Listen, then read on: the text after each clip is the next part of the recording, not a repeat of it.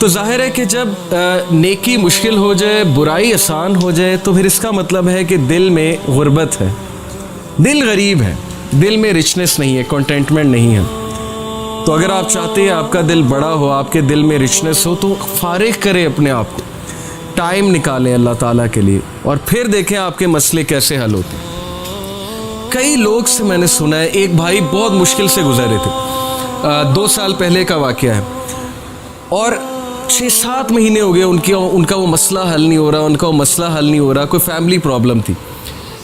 اور ایک دن مجھے ملے and he was so happy، اور انہوں نے مجھے ایک سینٹینس کہا جو میں کبھی نہیں بھولوں گا۔ انہوں نے کہا کہ علی بھائی all it took was one تہجد، that's it، لیکن 6 مہینے مجھے کبھی ٹائم نہیں ملا، مجھے لوگوں سے ملنے کا ٹائم مل گیا، مجھے لوگوں سے کہانیاں سنانے کا ٹائم مل گیا، لوگوں کی سننے کا ٹائم مل گیا، لیکن تہجد کا ٹائم نہیں مل رہا تھا۔ all it took was one تہجد، اور میرا مسئلہ حل ہو گیا۔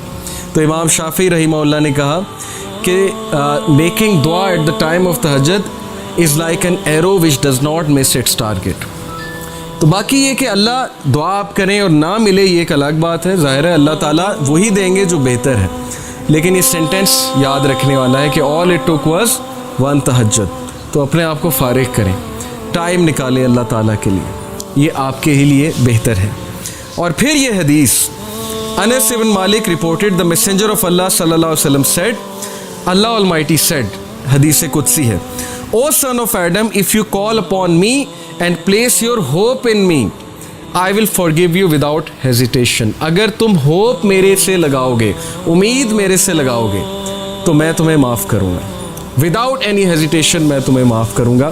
O son of Adam, if you have sins piling up to the clouds and then ask for my forgiveness, I will forgive you without hesitation۔ اور اگر تیرے گناہ آسمان تک جا رہے ہیں اور آسمان کی طرح پائل اپ ہو چکے ہیں، کلاؤڈز کی طرح، یعنی اتنے سنز ہو چکے ہیں کہ تم اسراف کر چکے ہو، اور تم مجھ سے معافی مانگو گے، میں تمہیں معاف کروں گا، لیکن سچے دل سے توبہ کرو، میرے پاس آؤ گے، میرے سے بات کرو گے، مجھے ریکگنائز کرو گے، تو میں تمہیں معاف کروں گا۔ تو کویسچن یہ ہے کہ کیا ہمارے ہوپس اللہ تعالیٰ سے لگے ہیں یا ہمارے ہوپس کریشن سے لگے ہیں؟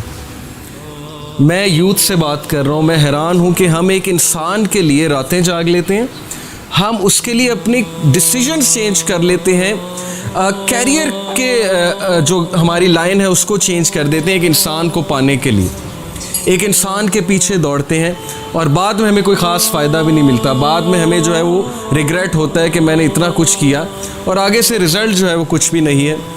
تو یہ ہیں وہ مثالیں جو اللہ تعالیٰ ہمیں قرآن مجید میں بتا رہے ہیں، حدیث میں بتا رہے ہیں کہ تم میرے سے امید لگاؤ، تم میرے پاس آؤ، تم میرے سے مانگو، پھر دیکھو گے تمہارا مسئلہ حل ہوتا ہے کہ نہیں ہوتا ہے۔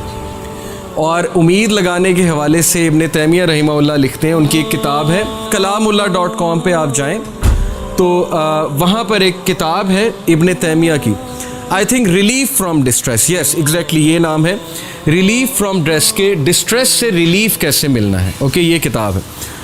وہ کتاب اس آیت کی تفسیر ہے، لا الہ الا انت سبحانک انی کنت من الظالمین، صرف ایک آیت کو پکڑا ابن تیمیہ نے اور پوری کتاب لکھ دی۔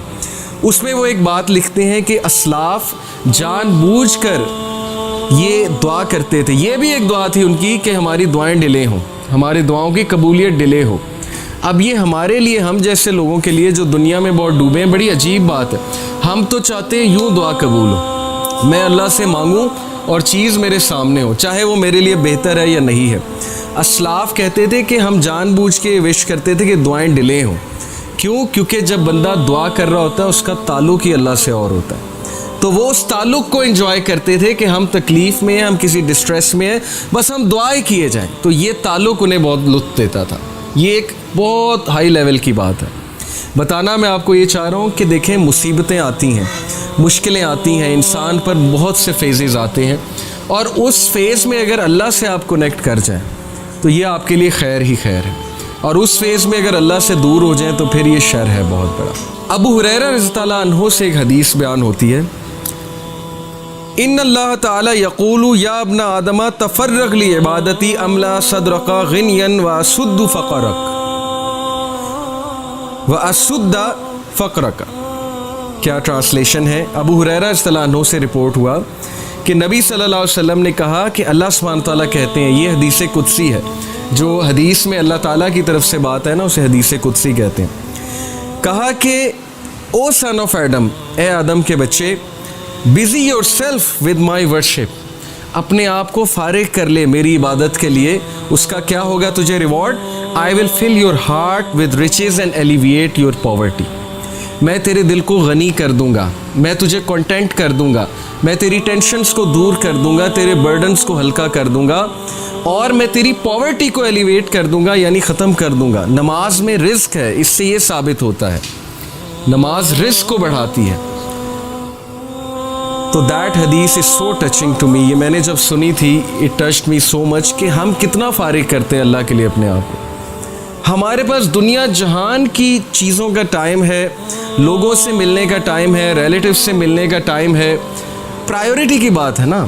کچھ لوگ کہتے ہیں میرے پاس آپ کے لیے ٹائم نہیں ہے کیونکہ آپ اس کی پرائیورٹی نہیں ہے, لیکن ایک اور بندے کے لیے ان کے پاس ٹائم ہی ٹائم ہے. چاہے وہ جتنے مرضی بزی ہوں, وہ کسی نہ کسی طرح ٹائم نکال لیں گے. چاہے انہوں نے جم کرنا ہے, اسائنمنٹ کرنی ہے, پب جی کھیلنی ہے, جو بھی کرنا ہے, ایک خاص دوست کے لیے ان کے پاس ٹائم ہوگا, جو مرضی ہو جائے. لیکن جو پرائیورٹی نہیں ہے اس کو وہ ہمیشہ یہی جواب دیں گے کہ جی آپ کے لیے میرے پاس ٹائم نہیں ہے. تو اللہ تعالیٰ کا وعدہ ہے کہ جو اپنے میری عبادت کے لیے اپنے آپ کو فارغ کرے گا تو اس کا رزلٹ یہ ہے کہ میں غنی کر دوں گا. اور غنی ہونا کیا ہے؟ یہ ایک پورا کانسیپٹ ہے, richness of the heart. Many of us are rich from our clothing, rich from our material outlook, but ہم میں سے کتنے لوگ اصل میں دل سے غنی ہیں؟